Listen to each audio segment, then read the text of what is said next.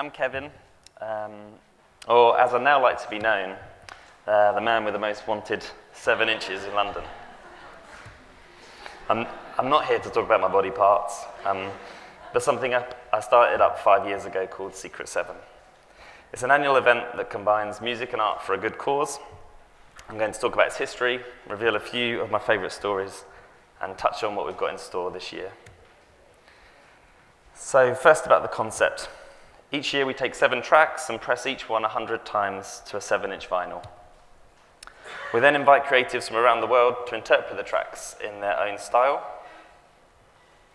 700 one-of-a-kind sleeves are then exhibited and sold on the final day of the exhibition for £50 each.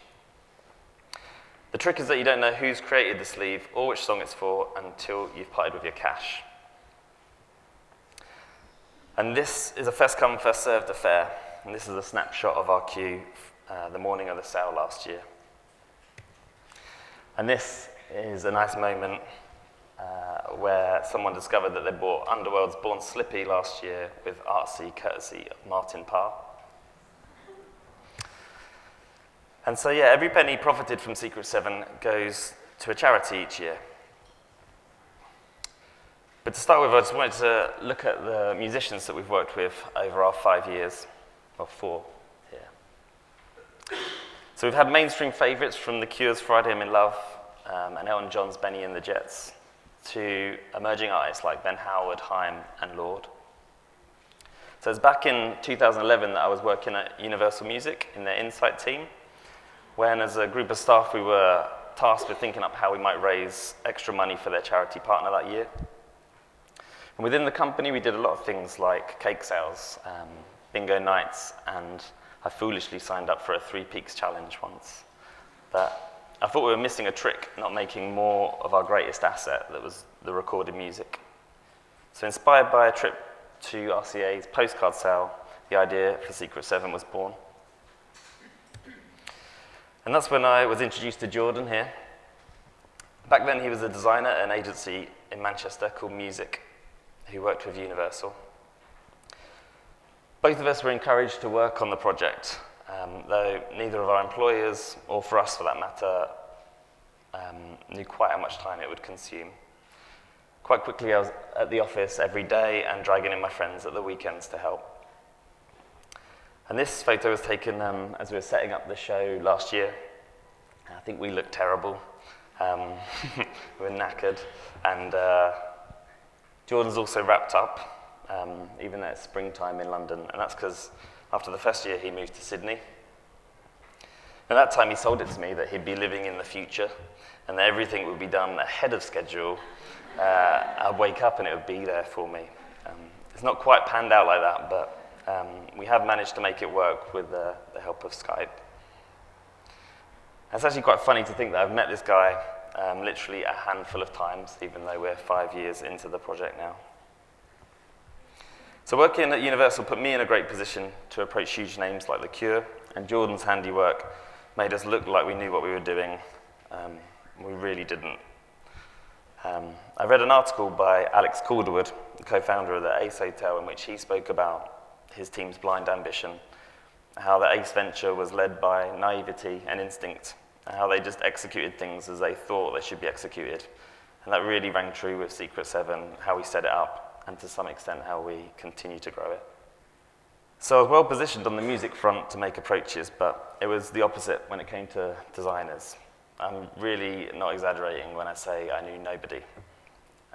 And it's something that we've really developed in ways that I never imagined over the past 4 years. These days, roughly half the designs in our show are sourced from people we invite directly to contribute. From the beginning, I was really strategic about this. I'd mine sites like It's Nicer and approach agencies like Handsome Frank to open the door to large numbers of people. I then found people like Peep Show Collective and Pete Fowler, and their involvement naturally spread to others. And the greats just started coming from word of mouth and so on. So in the first year, getting David Shrigley on board was a really huge moment for us. This was one of the 7 sleeves he did for The Cure's Friday I'm in Love. All different, but essentially the same crude image of Robert Smith's iconic face.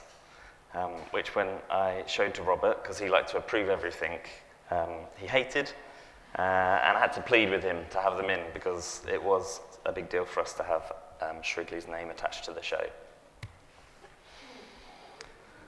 The second year exploded as I honed my detection skills, persistence, and persuasion. I met these guys over a kebab, and I handed them our design pack. I also saw that Elton John that year dedicated a gig to Ai Weiwei, so I asked their management to hook us up, and that's how that one unfolded as well. So the list of unbelievable names does continue to grow each year, and we've also got better at making some content with them, like this cute picture of Paul. Though we've not quite perfected it. So we were invited to visit the Chapman Brothers studio one year to get a press shot. And as you can see, Jake was there, but Dinos wasn't, which we didn't realize until we got there. So that's me behind the sleeve, thinking on my feet and trying to channel Dinos Chapman's body. And with a press deadline looming, it was pointed out to us that in the background of this already failure of a photo was a child with a penis on his head. And raising money for War Child that year, I was strongly advised it would have to go. So I think I rang Jordan at 3 a.m. his time, asked him to retouch the dick out of the shot. And by the time he'd finished, we just thought it was getting a bit silly, so needless to say, we didn't use this shot. But the show's more than just a handful of established names. You're not going to be able to read this, but it just is there to sort of illustrate the scale of the project and the number of people that we get involved designing artwork. So the other half of our exhibition comes from an open submission, fans of the musicians and designers that we're just not aware of to invite. So we now get an incredible 5,000 submissions a year, which Jordan and I pick from, which is never an easy task. In fact, last year, one genius who failed to make it into the show made a Tumblr called Reject Sevens, seeking out and promoting the work of all those who didn't make it into the show, which we thought was brilliant. I think the fact that anyone can be involved and the anonymity behind the project really contributes to the appeal and success of Secret 7. And I have a few nice stories about the open submission process that I wanted to share. So this is a full-page article we got in The Guardian on a Saturday. I sent them a selection of sleeves that I thought just looked nice together with no regards to who was behind the artwork. And about a year later, we got a great tweet from a lad called Phil, whose artwork was featured here. And it turned out he was just a sixth former who just likes Photoshop.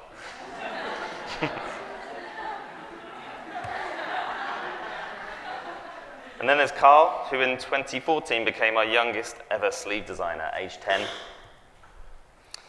And on the right here is Mark, and that same year he started our longest ever queue for the sale, sitting down 36 hours ahead of the doors. And Mark's always looking for those big name contributors, which this was mission accomplished for him as he got Jake and Dinos Chapman's artwork for Massive Attack's Karma Coma. But he also got Carl's interpretation of the same track, which I just think was brilliant. And but he is looking slightly less smug. And this is a guy called David who comes down from Inverness every year. Like Mark, he's one of about 24 overnight campers that we've become quite close with. And this is him with one of his purchases in 2014. And later on, we became aware that his partner, Caroline, actually made him a Lego record store. And in this, she recreates all his Secret 7 purchases to go inside. And this is Lego David. This is him with a sleeve by Felt Mistress, and this is Lego David recreating the photo booth.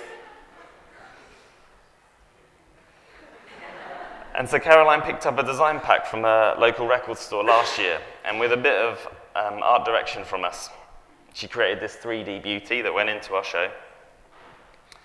And over the years, we've seen and encouraged a rise in unconventional notions of what a record sleeve can be. We've had them made from wood, felt, metal, hair, and all sorts of other materials. So I just wanted to flick through a few of these with you. This was a lenticular pair by Matt de Jong and Orlando from the Maccabees last year. and it's their own eyes that creepily followed you around the show. This clever one revealed a lovely marbled artwork when exposed to the heat. I thought this was a great use of type and texture from the counter press. Unwrapping this one in the morning was a bit of a shock. This was our heaviest sleeve, which actually saw the record set inside a solid concrete block. And that's really hard for me to pick my all-time favourite. This one by Boneface last year always comes to mind when I'm asked the question. I just think when you compare this to Non-Format's effort, which I just showed you, it just illustrates how wonderfully different two people can interpret a track. So in our time, we've gone from exhibiting for a weekend anywhere that would welcome us with open arms, like here at Mother, to putting on a month-long show at Somerset House last year, where we welcomed over 22,000 people. We also developed a program of events, including a screening of a film, 4 talks, and something we called the Public Records, where visitors to the exhibition were invited to cut a performance live to vinyl. Another mad idea that we weren't sure would come together, but it did, and it produced some more really lovely moments. We also took on a few new partners to accompany Universal, like Monotype. Again, this is with little personal experience in the world of partnerships. But together we made some beautiful typographic prints from last year's track titles. Eric Spiekerman and Spin were amongst those invited to work on these. And they really complemented our show by giving us a new story to tell and product to sell for the charity during our extended exhibition. Which brings me nicely back around to the root of Secret 7. To date, we've raised over £130,000 for charities we admire, including Teenage Cancer Trust, Art Against Knives, War Child, and Nordoff Robbins. And this is a girl called Helen, who is supported by Nordoff Robbins. She was a really great character who made me kiss her hand every time we met, which I felt quite uncomfortable about. But I like to think we've developed Secret 7 as a sort of fundraising with an emphasis on fun. A conscious opposition to fundraising with buckets for loose change. Something people can participate in, whether it's their time, their skill, or their cash. And pushing to create greater awareness of our cause through genuine engagement. And finally, as I mentioned at the start of the talk, earlier this month we launched details of our 2016 project. And this year we're pressing the following tracks and raising money for Amnesty International UK. We've also moved back home to Shoreditch with Sonos Studios just around the corner, just to keep the project feeling fresh. We'll be starting our residency there on Sunday, where we're doing a sleeve-making workshop with Pete Fowler, in which anything made in the workshop can go into the exhibition in April. So if you'd like to get involved designing a sleeve, you've got until the 2nd of March. Full details are on our website for digital submissions, and we'll be putting a few packs in Sister Ray, Sonos, and Rough Trade. They look a bit like this if you want to pick up a blank sleeve. Cheers.